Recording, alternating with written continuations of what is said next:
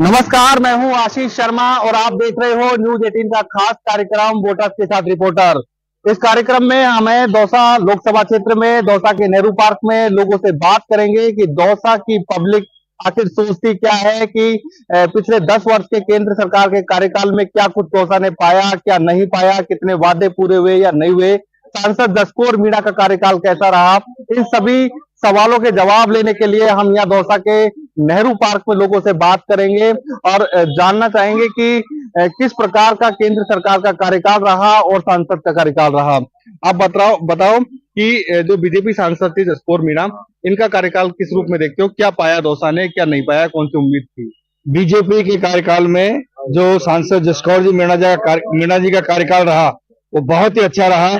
आप देखिए, सबसे बड़ी जो यहाँ उपलब्धि है कि सन 96 और 98 के बीच में स्वर्गीय राजेश पायलट साहब ने Gangapur Dausa to Gangapur railway line का एक उन्होंने विचार किया था, मन में ख्वाब सोचा था, उसको पूरा किया जसकौर जी मीणा जी आज करीब 26-28 वर्ष के बाद में। तो ये सबसे बड़ी उपलब्धि है।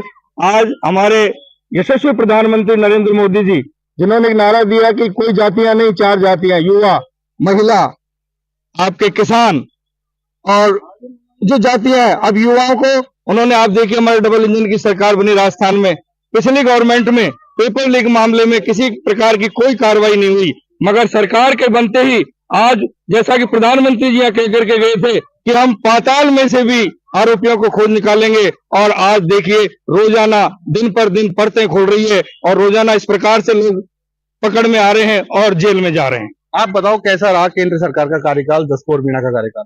पूरा विश्व जिसको एक मतलब विश्व का सबसे बड़ा नेता मानने को तैयार हो गया है, तो उसका कुछ न कुछ तो कारण होगा। उन्होंने विकास कराया है, देश का स्वाभिमान बढ़ाया है और रोजगार के अवसर प्रदान किए हैं, भ्रष्टाचार को खत्म किया है, डायरेक्ट बेनिफिट स्कीम सब व्यक्ति के खाते में, गरीब दलित महिला के खाते में डायरेक्ट बेनिफिट स्कीम दी जा रही है। ये सब देश के विकास के लिए आगे की ओर अग्रसर हो रही है। और दौसा तो इस मामले में बहुत आगे निकाला है, चाहे वो 4 लाइन की जो ये बॉम्बे नेशनल हाईवे निकाला है, चाहे गंगापुर रेल लाइन है, सारी चीजों से, रेल से, बस से। आप बताओ क्या पाया दौसा ने पिछले 10 साल में? पिछले 10 साल में दौसा ने बहुत कुछ पाया। हम दौसा की जनता ने, राजस्थान की जनता ने बदलता हुआ दौसा देखा है 10 साल में। Delhi Mumbai express way highway देखा, मेडिकल कॉलेज देखा, दौसा गंगापुर रेलवे लाइन देखी, बदलता हुआ दौसा देखा है दौसा की जनता ने। अब बांदीकुई से जयपुर के लिए नया एक्सप्रेस वे हाईवे बन रहा है। बहुत विकास कार्य हुए हैं 10 साल में, ऐसी कोई बात नहीं। सांसद जसकौर मीणा का कार्यकाल कैसा? सांसद जसकौर मीणा का कार्यकाल बहुत अच्छा रहा है, बहुत बढ़िया। आप एक महिला हो, महिला सांसद रही है यहाँ पर, किस प्रकार का महिला सांसद का कार्यकाल रहा और महिला सुरक्षा के लिए मोदी जी ने क्या किया, कितने संतुष्ट हो? सर ऐसा है जैसा कि ये बता रहे हैं कि उनका कार्यकाल बहुत अच्छा रहा है। मैंने उनको सिर्फ चुनाव में प्रचार करते हुए देखा था, उसके बाद में मैंने उनको आज तक यहाँ कभी कोई जन सुनवाई करते हुए, कोई मीटिंग लेते हुए, या शायद यहाँ पे उनका कोई हेडक्वार्टर या कोई जगह भी नहीं है कि भाई हर एक नेता का एक घर होता है, या एक अपनी आम भाषा में गाँव की कोई ठोर ठिकाना तो हो, कोडिंग जावा रोबा कि भाई कोई दिक्कत होगी, कोई परेशानी होगी, तो वो तो हमको वो नहीं दिखती है। ठीक है।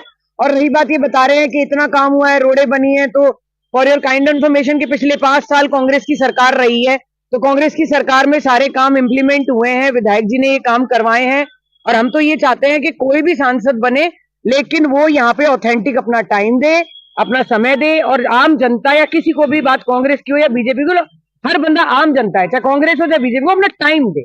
पानी एक बड़ा मुद्दा है, पानी के रूप में क्या केंद्र सरकार ने जो वादा किया था पूरा कर पाई या नहीं कर पाई?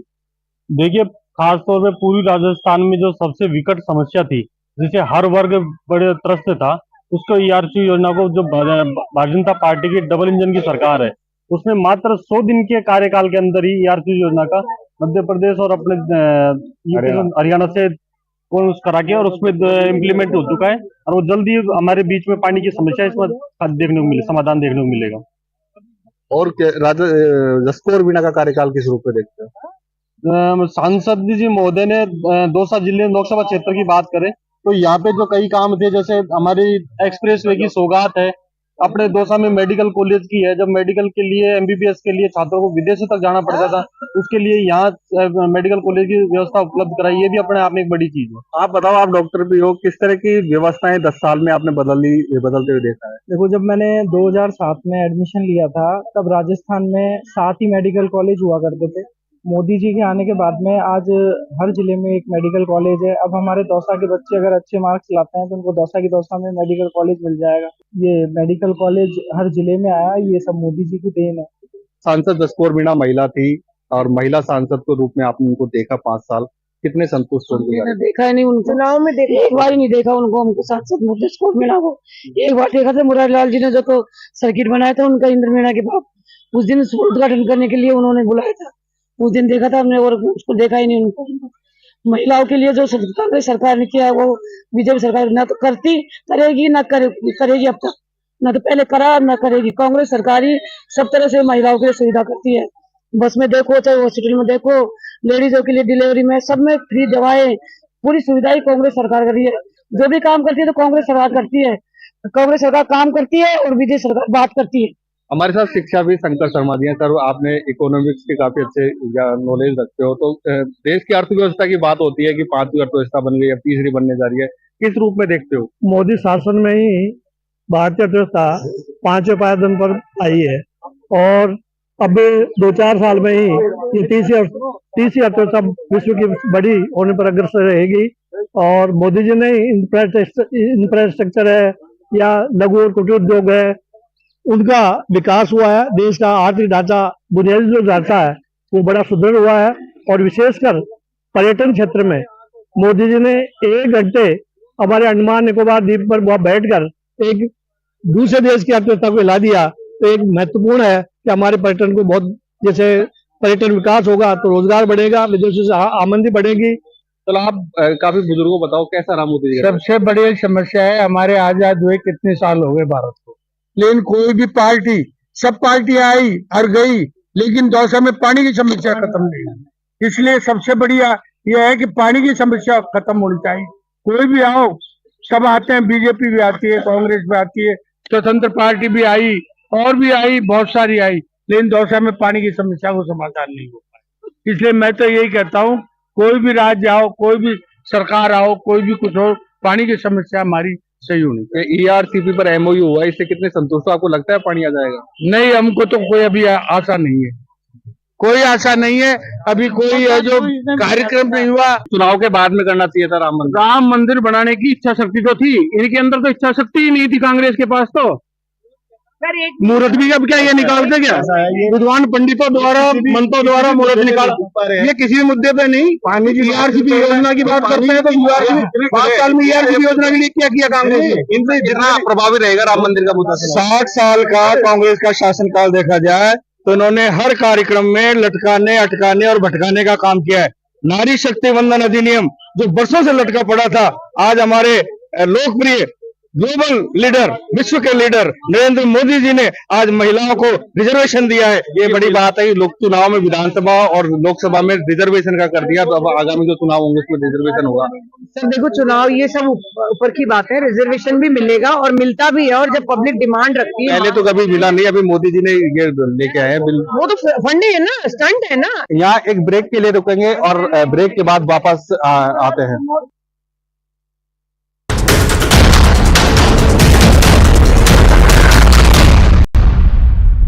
एक बार फिर आपका स्वागत है वोटर के साथ रिपोर्टर कार्यक्रम में। ब्रेक के बाद हम एक बार फिर लोगों से बात करते हैं कि उनके किस प्रकार के इस चुनाव में मुद्दे हैं और पिछले जो 5 साल का कार्यकाल जसकौर मीणा का रहा है या फिर केंद्र सरकार का 10 वर्ष का कार्यकाल रहा, कैसा रहा है। वापस हम आपसे बात करते हैं, किस प्रकार का कार्यकाल आप देखते हो, और क्योंकि 10 साल मोदी सरकार का कार्यकाल रहा है देश में। देखिए, देश में मोदी सरकार रही है, ये भाजपाइयों का सौभाग्य मान लो चाहे दुर्भाग्य मान लो भारत देश का कि भाजपा का इतना लंबा शासनकाल रह गया। हम दर से 10 साल लंबा ही होता है, बहुत लंबा होता है। 60 साल कांग्रेस का भी 60 साल कांग्रेस का रहा, तो जिस समय देश आजाद हुआ था उस समय से अब तक जब सुई नहीं बनती थी, आज हम हवाई जहाज तक बना रहे हैं। ये कांग्रेस की प्रोग्रेस है। आज हम अच्छे कपड़े अपनी फैक्ट्री के बने हुए, भारत के बने हुए पहन रहे हैं, तो हमारी प्रोग्रेस है, कांग्रेस की प्रोग्रेस है। आप बताओ, राम मंदिर का मुद्दा कितना प्रभावी रहेगा इस चुनाव में? राम मंदिर का मुद्दा ये जो सरकार लेके आई है ये गलत है। चुनाव के वक्त ये नहीं होना चाहिए। आस्था का केंद्र है सभी। और यहाँ के लोकल सांसद की बात करें, भारत में तो हर समय चुनाव होते रहते हैं, तो कभी न कभी तो चुनाव होंगे, ऐसी तो कोई बात है ही नहीं। ऐसी कोई बात नहीं है, लेकिन आंगन फांगन में नहीं करना चाहिए ना ये मुद्दा। ये सभी चीजें चुनाव के वक्त ही क्यों लेके आते हैं? भाई जरूरी थोड़ी है कि आप चुनाव के वक्त ही लेके आओ। उससे पहले 2.5 साल पहले भी कर सकते हो, 2 साल पहले भी कर सकते हो। सारी चीजें लागू ये इसी पड़ोसी देशों में जो अल्पसंख्यक थे हिंदू, उनको नागरिकता मिली, ऐसा कानून लेके आया, किस रूप में देखते हो आप और कितना प्रभावी रहेगा? देखो एक बात बताता हूँ, पहले मंदिर की बात कर लेते हैं। ये आपका प्रश्न है, उससे पहले मंदिर की कर लेते हैं। मंदिर पे आज आदरणीय प्रधानमंत्री जी ये कह रहे हैं कि ये भारतीय जनता पार्टी ने बनाया। मैं तो नहीं मानता। हो सकता है कि इसमें 1 रुपया मैंने भी दिया हो। मैं विचारधारा मेरी कांग्रेस की हो। राम मेरा नहीं है क्या? ये राम मात्र देश के प्रधानमंत्री मोदी जी का है क्या? राम सबका है, सबका रहेगा। ये मुद्दा तो इसमें ये हो गया। अब आप कह रहे हो कि पड़ोसी देश से जो शरणार्थी अपने देश में है उसके ऊपर जो कानून बना के, अच्छी बात है, करना चाहिए, क्योंकि नागरिकता होना जरूरी है। जिस देश के हम हैं उस देश की नागरिकता होनी चाहिए, अच्छी बात है, इसका हम समर्थन करते हैं, इससे कोई वो नहीं है। तीसरी बात आपकी कि हमारे सांसद महोदय जसकौर जी हैं दौसा से, उनके डेवलपमेंट की आप बात करते हो तो उन्होंने क्या क्या कर दिया कि आप भी अच्छी तरीके से जानते हो। मैं दौसा विधानसभा में मैंने तो उनकी कोई पट्टिका देखी नहीं। ये 30 साल 25 साल पुरानी रेल की जो परियोजना थी वो तो कांग्रेस ने दी थी, उसको चालू किया आपने। ये तो सिस्टम है उसका। और 25 साल 28 साल कोई परियोजना रुक जाए, 10 साल तत्कालीन यूपीए सरकार रह जाए, ये ईआरसीपी आदरणीय वसुंधरा जी ने इसको लागू करवाने परियोजना की बात है। 25 साल 28 साल ये तो बड़ा प्रोजेक्ट लग सकता है। आपको पता होगा कि लालसोट में जो सुरंग बनी है वो सुरंग एक बहुत बड़ा प्रोजेक्ट था। उसको काम करने में जो कॉन्ट्रैक्टर उसको भी समय लगता है, बजट का भी इशू था। ये हम मानते हैं कि आपके कार्यकाल में हुआ, उसका उद्घाटन तो हमने किया है। आप कर्मचारी नेता हो। कर्मचारी एक ऐसी कम्युनिटी कह सकते हैं जो सरकार बदलने का दावा दम रखती है। क्या किस रूप में देखते हो? कर्मचारियों के हित में कितना रही केंद्र की सरकार और जसकौर मीणा का कार्यकाल कितना? देखो ऐसा है, बीजेपी सरकार चाहे सेंटर की हो और चाहे स्टेट की, सबसे बड़ा मुद्दा हमारा कर्मचारियों का एक ओपीएस वाला था, जो सरकार बिल्कुल नकार रही है। सेंट्रल गवर्नमेंट ने भी देने से मना कर दिया और यहाँ की राजस्थान सरकार भी जब नई नियुक्ति दे रही है उसमें भी एनपीएस ही दी जा रही है, ओपीएस को तो भूल गए बिल्कुल। जबकि ये एक रिटायर्ड कर्मचारी की लाइफ से जुड़ा हुआ मामला है, इसलिए कर्मचारी हित में तो बिल्कुल ही नहीं है ये सरकार, बीजेपी सरकार। मोदी सरकार का कार्यकाल कैसा रहा? जसकौर मीणा का कार्यकाल कैसा रहा? जसकौर जी ने यहाँ 5 साल में आज तक कोई काम, ये काम सिंगल काम नहीं करवाया। अब विकास के नाम पे तो कुछ भी नहीं है। या विकास के नाम पे बीजेपी ने कोई काम नहीं किया दौसा में, बिल्कुल भी। यहाँ जो काम हुआ है दौसा में तो कांग्रेस सरकार ने कराया था, स्टेट की सरकार ने करवाया था काम। विकास खूब करवाया, बम्पर करवाया था। कैसा रहा सांसद जसकौर मीणा का कार्यकाल?